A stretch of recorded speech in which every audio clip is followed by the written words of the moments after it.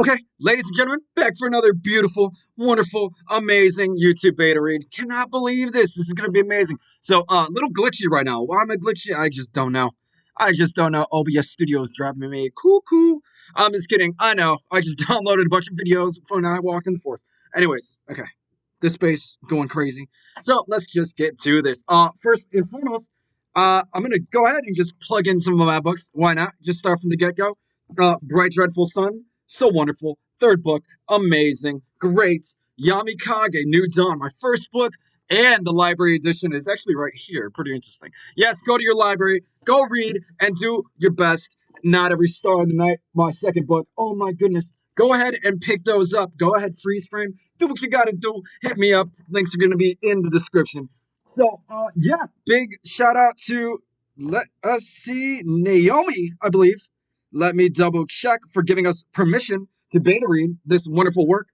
Naomi Shealy. Wonderful. So, yeah, the glitch is throwing me off, but hey, what are you going to do? So I think this is for a contest, which is pretty exciting. So, how do we do this? I'm a beta reader, 5-star beta reader, 4-time published author, editor, ghostwriter, and I'm just going crazy. I'm so backed up, but you know what? I find the space. I find the time for you. You authors are very important. Keep on writing. So, what are we doing here? Beta reads. Wonderful. Okay. But this is a little bit different than the Fiverr beta reads I usually do. Those could take hours and hours and hours. They never end. But these are speed beta reads. What I'm going to do is I'm going to treat this as if I am reading this for the first time, just as a reader, just opening up the book, seeing what's going on, and I will go piece by piece. Okay, little different than what I usually do when I'm beta reading, but people tend to like this. So let's try this out. So book, it's called The Bus Stop. It is a short story, and let's break this down a little bit. So, first sentence in a novel, very important. First sentence, first paragraph, first chapter, we know. Let's see what we got here. I share a commiserating smile with the wife of the man, the husband I'm talking to. Okay, elevated vocabulary. That's really nice. Very interesting. Very interesting. Little confusing that the wife of the man my husband is talking to. I wouldn't go so. I wouldn't be so, what's the word here? A little complex here. I'd be more setting the aesthetic. That's what I would do. The first thing you should probably, really incorporate that setting. Now, you're starting with characters. Pretty interesting. She's starting with characters. Okay. Definitely during this first paragraph, you want to build that aesthetic. You want to create this emotion, this feel. Also, monitor is over there. Really cool. So yeah, when you're beta reading, you definitely want to give that balance between compliments and constructive criticism. So when you have that elevated vocabulary, when you're coming out the gate strong, that's really good. That's awesome. So I love, we're starting off with commiserating. That's a great, I would say, like level 2, level 3 vocabulary word. Interesting. But then she's also doing a good job of not peppering in every 5 seconds. You know what I mean? It's good. It's almost like kind of like that strong first jab, really sick. I like that. It doesn't feel polite to whisper around their conversation, so I don't ask. So we're in first person perspective established. Now, they're doing a tell. It doesn't feel polite to whisper around their conversation, so I don't ask. And no dialogue. I would like to see some dialogue there, too, some elevated dialogue. Especially if they're talking. Maybe she could overhear it a little bit. Well, we don't know too much about the main character. We don't know if it's a she. We need this character profile elevated. So let's see if that happens pretty soon. Really just come out the gates of that first chapter, first paragraph, first sentence. Really get going. My gaze fits restfully on the mild run bus stop with its single covered badge, camouflage, and a coat of fresh dark gray. Wow. I would size that down just slightly, just a little bit. Use commas if you want to really kind of set that apart. My gaze fits restfully. So this is the first setting, and what she's doing is she's elevating the setting, which is pretty nice. But where is this bus stop? Is it in Winter Tundra? Is it in city? We'll see. Yeah, okay. So in some type of community here. Despite the multiple community-led fundraisers on the manor, one of the few have gathered about a trust to sit on it. Instead, they gather on the full grass. Like I said, screen is over here.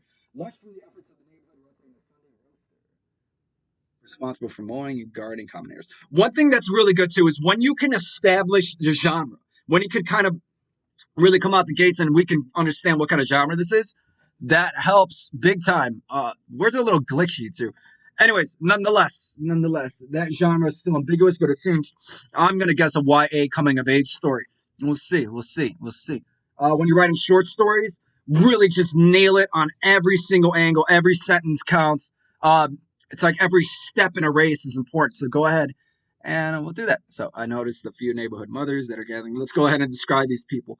Like I said, when you're writing fantasy fiction, when you're writing fiction, just in general fiction, sometimes it's best not to assume that the reader knows exactly what's going on here.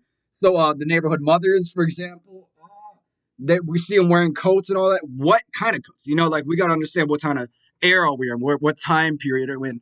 That's something you could do. This is not going to be one of those novels that has a lot of crazy world building. I don't think so. Where it looks like we're right okay on Earth here. So I hug Elizabeth, Lilybeth. That's pretty cool, Lilybeth. Maybe this is some Victorian era type thing. We'll see. We don't have that information to guess yet. And that's something that I would like to see. I would like to see that information presented so we can see it. And not told, shown. Okay. Oh my goodness. I'm glitching so much. It's so funny. It's not very comforting though. I would eliminate that. That can go. Okay, we got some dialogue. This is the first dialogue in the novel. The first dialogue in the novel, as we know, is very important. Ladies and gentlemen, so important. Bit gaudy, isn't it? Okay, I like that because it's kind of, it almost fits in theme. I can see the kind of theme and the aesthetic that's trying to be created here. Moving down, Taylor, we got the second, I believe, the second character introduction. Elevate your character profiles. I don't know, Taylor could be green, she could be purple, probably not, but for the main character, we want to elevate these character profiles, especially when you're a short story. Short stories, you got to nail it. Get it in there fast, move. The Millers have not surprisingly gone off of the kitchen. Like that can go. Taylor leans in. That could be elevated. Like maybe how is she leaning in? That could be a difference. As though she's going to whisper, and but what comes out is loud enough for everyone to hear. She said it's vintage, very 20s. She should have brought back anything she chose. That's stylizing, really good. Okay, so that's something I do like to see in short story is a little bit of stylizing here. Italicized are usually show internal dialogue, but that's pretty cool. Not always, but that's what CMS recommends as opposed to quotation marks for external dialogue. Oh man, I hope you guys are going to be able to see this text. This is driving me nuts. I got to literally go and delete so many things. Anyways, nonetheless, she ends a scoff. Scoff. Okay. That's tiptoeing around sensory detail. Can you bring out that sensory detail? That's what I would love to see, especially in a short story. Really go on fire on all cylinders. Get that sensory detail in there when you can. So if she's ending in a scoff, maybe there could be kind of a voice, a timbre to that. Double conjunction here. There's a double conjunction in the first sentence. I would eliminate that. And especially what we're seeing here is these they're healthy paragraph bodies, but I would elevate them just a little bit more. Maybe 5 sentences is that kind of hot spot here. So we're not seeing that here. She indulged enough wine on girls' night to learn. Wine, wine is usually I see wine a lot in novels. Sometimes fantasy, sometimes regular. Not. Nonetheless, wine is famous. It's famous for having unique tastes. People have contests. They have wine tastings. So I love when authors are able to describe the taste of a wine. Is it sour? Is it sweet? I love that. So maybe kind of pepper some of that in there. I do lean forward, though, despite she squeezed my husband's hand at the waist.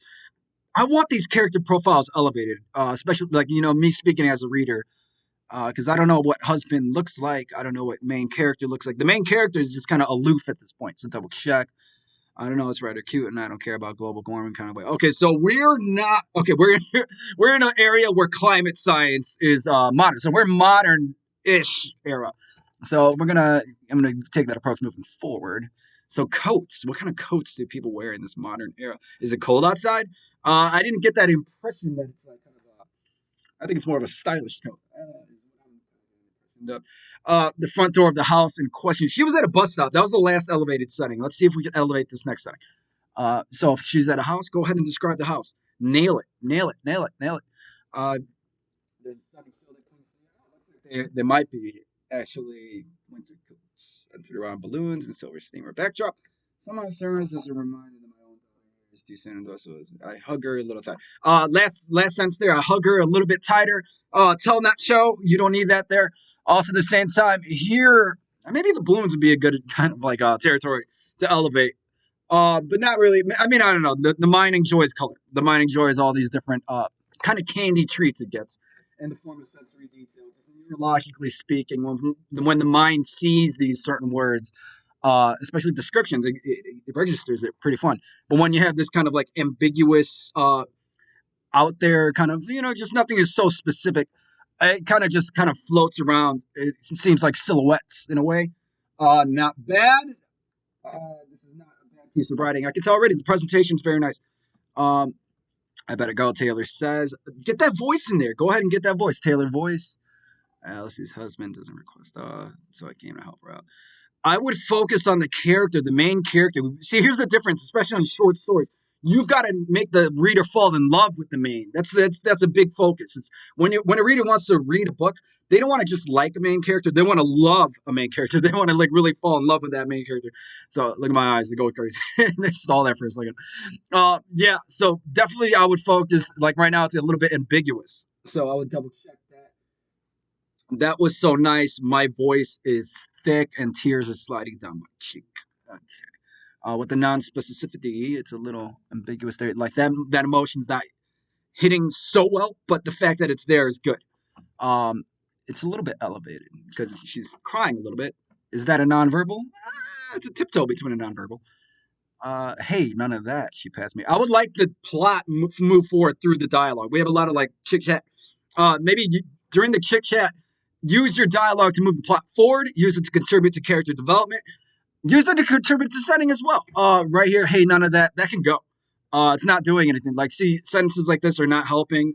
That was so nice. Like, that's not in the grand scheme of things. It's not pushing things forward. And when you got a short story, especially, or when you even got a short novel like a flash fiction, or maybe you're at 30K or something like that, make sure that you're hitting it on cylinders, all cylinders. As everyone husband. Like right now, I'm trying to pinpoint what kind of plot movement, like what kind of plot type this is. That's another thing you want to be able to establish very soon, right before the inciting incident, definitely, or just about the inciting incident. By the time the inciting incident happens, you kind of get a feel of the plot type. Is this going to be a quest plot? Is this going to be a metamorphosis plot, an ascension plot, descension plot? So many things are up in the air. Maybe it could be a rescue plot. I don't know. But right now, it just kind of seems like we're in this situation where people just chit chatting. We want character development. Character development happens through challenges. It happens through tension. So, with that being said, I would like to see more tension, man. I would like to see more. What's the word here? Challenges. I want this main character to be challenged. Genre is still a little bit ambiguous, but we have a specific setting coming up. New United States Bride Academy. Interesting. I never heard of that. Cool concept. Cool concept. Concept is cool. Cool concept. Let's go. One clears his throat and first name is called in the silence. Careful character introductions in a short story. Maybe not too much. If we're going to bring them in there, even mention them, make sure they're elevated because you have such a small confined space. It's like like a dish. You know what I mean? It's almost like a plate of spaghetti. You don't want like too much sauce. You don't want like too much like a lot of unnecessary things. Like you want to elevate it.